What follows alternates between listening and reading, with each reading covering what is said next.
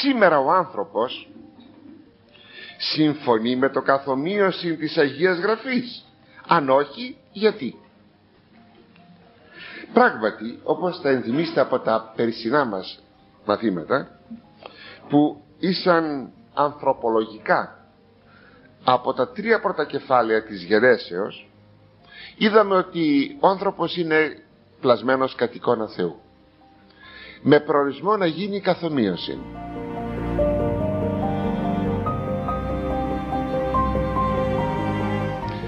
Το κατ' εικόνα είναι η πρίκα του ανθρώπου, είναι το δεδομένο, είναι οι προϋποθέσεις. Το καθομοίωση είναι ο σκοπός.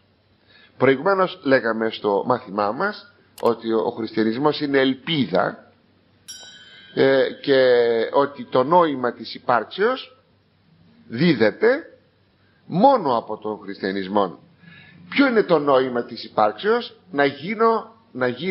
Να περάσω από το κατ' εικόνα στο καθομοίωση, ή δυνάμει του κατ' εικόνα να γίνω το καθομοίωση. Γι' αυτό λέγει ο Χριστός, έσεστε ούν ημείς τέλειοι, ως περοπατήρι μόνο εν της ουρανής τέλειος εστίν. Να γίνετε τέλειοι όπως ο πατέρας σας είναι τέλειος. Δηλαδή να φτάσετε να πραγματώσετε το καθομοίωση. Εάν δεν πραγματώσουμε το καθομοίωση, δεν μπορούμε να μπούμε στη Βασιλεία του Θεού. Μην απογοητευόμεθα όμως, διότι ίσως κάποιος πει, μα πώς θα το κάνω? Σιγά σιγά, με τη χάρη του Θεού, με τη βοήθεια του Θεού. Όπως δεν θα έπρεπε να απογοητευτεί ένα παιδάκι της πρώτης δημοτικού, πώς θα γίνει δικηγόρος και γιατρός και πώς θα διαβάζει εκείνα τα ογκώδη βιβλία. Έτσι νομίζω και ένας που πρωτοβλέπει τον τρόπο που θα αγωνιστεί και θα περπατήσει το δρόμο της ζωής, της πνευματικής ζωής, δεν πρέπει να απογοητεύεται. Αλλά αυτό όμως είναι, πρέπει να φτάσουμε εκεί. Η ερώτηση λοιπόν λέγει, σήμερα εάν ο άνθρωπος φτάνει να πραγματώνει το καθομοίωση, φαίνεται όμως ότι εκείνος που έρωτα διαισθάνεται ότι σήμερα δεν πραγματώνεται αυτό, γι' αυτό και ρωτάει γιατί. Παιδιά, είπαμε ποιος είναι ο σκοπός μας. Ξέρετε πως μοιάζει η ιστορία σχετικά με την απορία? Να σταθούμε σε ένα σταυροδρόμι για μια στιγμή και να ρωτήσουμε πώς θα πάμε εκεί που ζητάμε. Και κάποιος βρίσκεται και μας λέει, θα πάρετε το δρόμο αυτόν και θα πάτε εκεί και θα γίνει έτσι, θα βρείτε εκείνο και τα λοιπά. Και εμείς δεν ξεκινούμε, αλλά χαζεύουμε σε εκείνο το σταυροδρόμι. Ο άνθρωπος μας το είπε, θα πάρετε τον δρόμο αυτόν και θα πάτε εκεί. Έτσι μοιάζει η εποχή μας, παιδιά.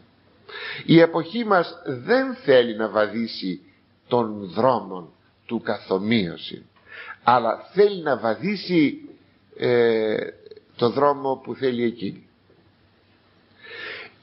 Εξάλλου μην ξεχνάμε ότι για να βαδίσει κανείς τον δρόμο του καθομοίωση θα πρέπει να έχει ένα πρότυπο. Τι θα πει καθομοίωση?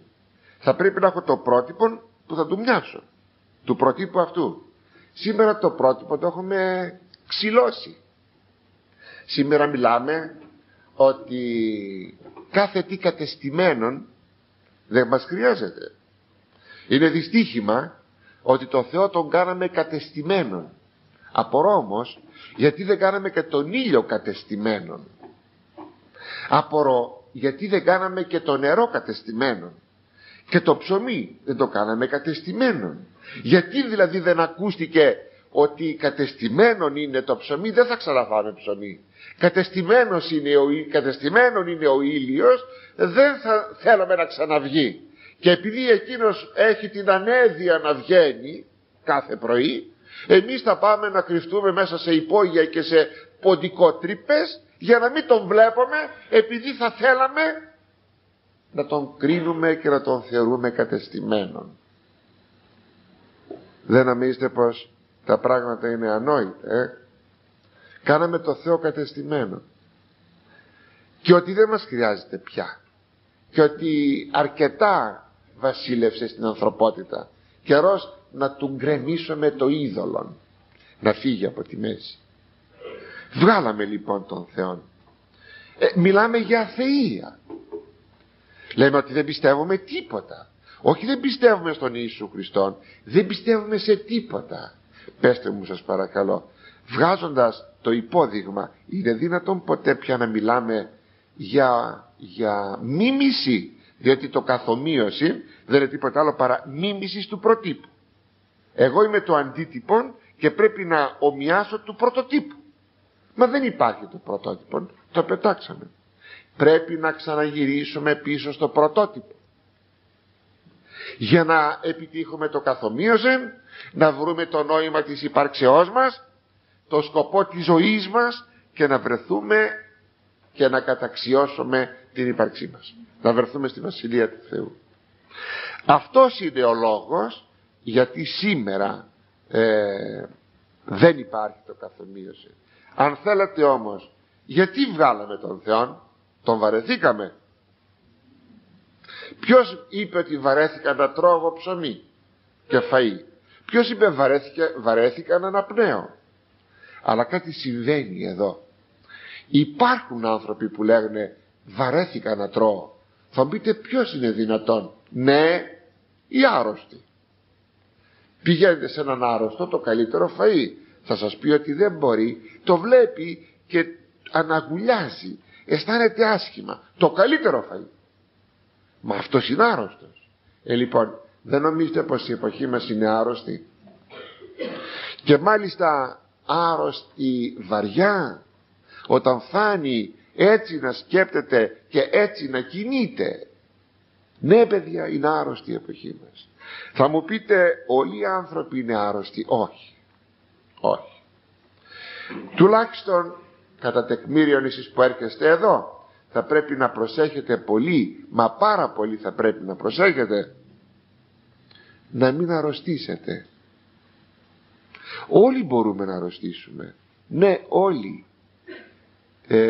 Μη σας κάνει εντύπωση, και εγώ που σας ομιλώ μπορεί να αρρωστήσω. Τι εννοώ να αρρωστήσω? Όχι τις συνηθισμένες αρρώστιες, αυτή την αρρώστια. Ποια αρρώστια? Το να φτάσουμε να υπούμε, παιδιά, ότι και ο Θεός είναι ένα κατεστημένο. Να αρρωστήσουμε και να πετάξουμε τον Θεό, μη γέννητο, να μας φυλάξει ο Θεός. Γι' αυτό εμείς ας προσέξουμε μέσα σε αυτή τη λιμώδη κατάσταση, το λιμιόμικρον γιώτα, την αρρωστημένη κατάσταση, να διατηρήσουμε υγεία για να βρίσκουμε το νόημα της υπάρξεώς μας, που είναι η πραγμάτωση του καθομοίωση.